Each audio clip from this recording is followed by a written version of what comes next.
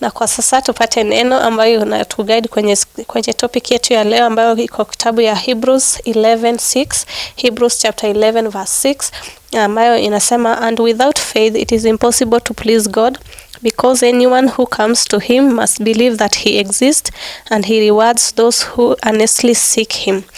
So tunataka kujua kwanza faith, what do we mean when we say faith that pleases God? Kwa Kiswahili wanasema imani ambayo inapendeza Mungu. Sijui kama wewe unauliza. Sasa tungependa kupose question pale comment section, uingie utuambie, do you think you please God? You yourself, do you think you please God? Because faith is now believing in things that you don't see, that you hope for, things ambayo una hope for. Now, if I hope for something, I have to believe that I will get that thing that I'm hoping for. So faith is the foundation of our walk with Christ. Like, it's the foundation of every Christian to have faith. Because if you have never seen God, like with your own naked eyes, and then now you want to say that you have faith in God, if you say you don't have faith in God and you say you believe in God, what is that surely? So tunafaa kujua tuko na imani, tukuwe na imani kwa Mungu, na ndio tukisema imani ambayo inapendeza Mungu, what is faith that pleases God?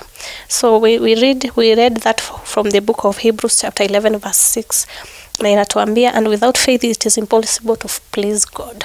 So kama hatuna imani hatuwezi pendeza Mungu, kwa sababu imani ndio kila kitu ambacho tuko nayo. Tumbele kitu ambacho vile tuko ni kwa ajili ya imani ambayo tuliweka kwa Mungu, ndio maana tuko vile tuko sahizi. Na pia chochote kile tunatarajia kutoka kwa Mungu ni imani tunaweka juu, tunajua Mungu atatuprovidea. Kama ni kitu unaomba, kama ni kazi unataka, unaweka imani kwa Mungu, atafungua njia upate kazi. So the faith that pleases God, what is faith that pleases God? So our first point is faith that believes in God's existence na goodness. So kitu ya kwanza ni unaamini, iko na imani yenye naamini kuwa Mungu ana exist. First you have to have faith that God exists and his goodness does also exist. How do we believe in God that exists? Because tunaamka kila siku tukisema tunaomba Mungu atubariki, Mungu atuinue, ni imani ambayo tunaweka kwake. So whatever we are praying to God from God is, now we believe that God exists first, so that for us to have faith in him, and also we believe that his goodness exists. If God's goodness does not exist in your life, me sijui vile una survive. Because for me, as me standing here today is by the goodness of God. God ameona tu, anani upendo wake tu, kwa upendo wake nimesimama hapa, kwa upendo wake I'm existing, for his love I'm just here, and I have a job to do. Yani unashukuru tu Mungu hai, pia ni unashukuru tu Mungu ana exist, ndiye amekuamsha siku ya leo ukafika mahali umefika. Kama uko job, kama uko shule, kama uko wapi, ni God amekufikisha hapo. So you have to believe that God exists and also his goodness. Another point is we have to have faith to obey, and even in hard times, the faith that obeys even when it is hard. Like, watu kwa shida inakaaje, tukuwe na imani kuwa Mungu anaweza, na tunaamini Mungu anaweza kututoa kwa hiyo situation yenye uko. Mambo mingi inaendelea kwa maisha yetu, wengine hata tuseme, wengine unanyamazia kivyako ndani. Some are sick, like uko na chronic disease. It's hard, it's really hard when you have a disease that you wake up every morning, you have to take medicine, you have to go to the hospitals for checkup, especially those who are going through cancer. Mungu wakumbuke tu pia. So it's a very hard situation when you feel like you have to wake up every morning to go to chemo, you have to take medicines, kuna diet pia unafaa kufuata. Unaona hiyo ni ngumu sana, situation ngumu sana, but we have to have faith in God. So ndo tujue tuko na imani inapendeza Mungu, tunafaa kukuwa na imani ambayo ina respect God hata even in hard times. So usianze kuchange situations ati juu niko kwa hii situation una improvise. You don't have to improvise. When you have faith in God, you put faith in God, and the faith that pleases God is when you don't have to improvise even in hard situations. Our next point is faith that endures trials and doesn't give up. Kuna wakati, and that we get from the book of James 1:2 verse 4. Trials zinaleta inakupitisha mambo mingi sana, na kama mtu hana imani manze, unafika mahali una give up. So ndio tujue uko na imani ile inapendeza Mungu. Ile imani inapendeza Mungu ni wakati uko kwa hizo trials, you don't give up. Na nimesema tu kwa hiyo point nyingine, we don't improvise. When you also don't improvise in such situations, but you just keep your faith in God. Unatazamia Mungu kwa kila jambo, unamheshimu. Unajua yeye ndio Mungu, yeye ndio provider wako, yeye ndio unafaa kumwamini peke yake. Yeye ndiye anaweza kukupatia. Nilisema kuna wakati tulikuwa tunafunza hapa that kuna watu wanaweza kuangusha. Unaweza imagine unaweka hope kwa mtu mwingine, alafu ana fail kukutendea vile ulikuwa unataka. But God never fails. It can take time for God to do something in your life, but he will surely come to do it. So you have to put faith in God. So the fourth point is faith that endures trials, and you don't have to give up when. That is another point, that the faith that pleases God. And another point is we faith that seeks God diligently. Ile unaamini Mungu yako yote, yani ile imani ambayo inatafuta Mungu, ile imani ambayo inaamini ni Mungu peke yake. Faith that seeks God diligently. Diligently inamaanisha yani kwa kila kitu, kwa njia zote ni Mungu peke yake. Like you put God your first priority in everything. And you also have to pray. You have also to read the word of God. That faith that seeks God diligently, we get that word from, the point is from the word of God from the book of Jeremiah 29:13. You will seek me and find me, and when you seek me with all your heart. Inamaanisha you seek God first and you will find God. But you only find God when you seek him with all your heart. That is when you say you're seeking God diligently. So the faith that pleases God is the faith that seeks God diligently. And then another point that we said that it's from the book of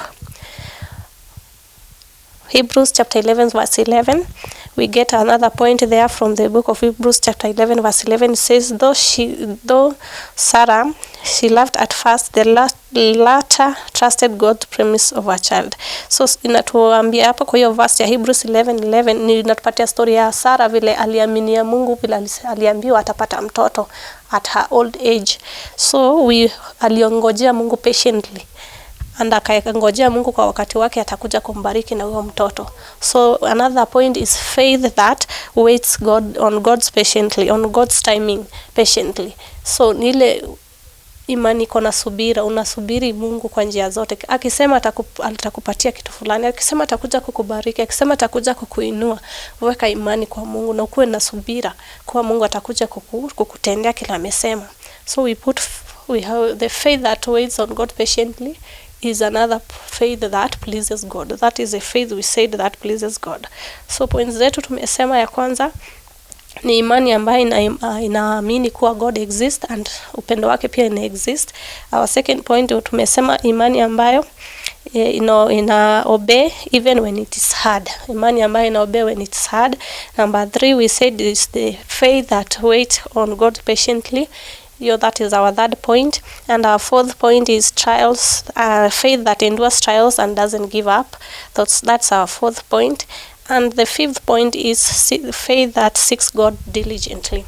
So natumai kuwa hizo points ambazo tumesoma ni utapitia na pia unasoma kwa neno la Mungu. Our main verse is Hebrews 11:6. So go through the word of God and learn to read the word of God, and faith comes by hearing and hearing of the word of God. So if you continue reading the word of God, unakuingia hata kwa mawazo, unakuwa unakumbuka na kuna neno inasema hivi. Hata ukipitia temptations fulani unasikia tu neno la Mungu linakukumbusha, kwa sababu umekuwa ukisoma hiyo neno la Mungu, because faith comes from hearing and hearing of the word of God. So learn the word of God and keep on praying. Maombi pia inatulete karibu na Mungu. The moment you're communicating to God every now and then, anajua hata wewe utasikia Mungu anasema huyu ni rafiki yangu, jua anakujua, kwa sababu you keep on communicating to God. And we only communicate to God through our prayers, through our worship. And last time we talked about our worship as a lifestyle, not just as a song. So worship is not just with songs. Una worship Mungu through gifting, unapatia watu, you sharing, unaombea watu, unaimba, unaabudu. That's worship. Hata kurespect Mungu mwenyewe, hata kumpatia gratitude, that is worshiping God. So the moment we worship God through prayer, through gifting, through gratitude, hiyo ni kuongeza imani kwa Mungu, kwa sababu unasikia kila wakati ni kitu unafanya ni matendo. So unasikia faith, and the same book of Hebrews says that faith without action is dead. So imani pia bila matendo inakuwa imekufa. So let's read the word of God, and I hope pia umeelewa mahali ulipo, umeunderstand neno la leo, na I hope you will grow your faith, hata kama ni kadogo sana. Unajua kuna mtu anasema mimi sina imani yangu ni kidogo. You cannot measure your faith, even if it's just small. God said that even if your faith is small as a mustard seed, it will grow. Just make sure, ni kama mtu unanyunyuzia maji. So hiyo imani yako kidogo ni kama mtu unapopanda mti unanyunyuzia maji, unaweka mbolea ndio iendelee kuwa kubwa. The same with faith. Kama imani yako ni ndogo, nyunyuzia neno la Mungu, nyunyuzia maombi, waabudu Mungu, shukuru Mungu kila wakati. Just worship God, and with due time your faith will grow in God. Now make sure you just learn the points you have said, that you keep the faith, and also ujue wewe kama binadamu uko wapi, kama imani yako ina please Mungu. Is your faith pleasing God? What kind of faith do you have from the 5 points that you have said that pleases God? Assess, ingia pale comment section utuambie umelearn nini, hiyo word kama imekujenga leo, ukiwa wapi.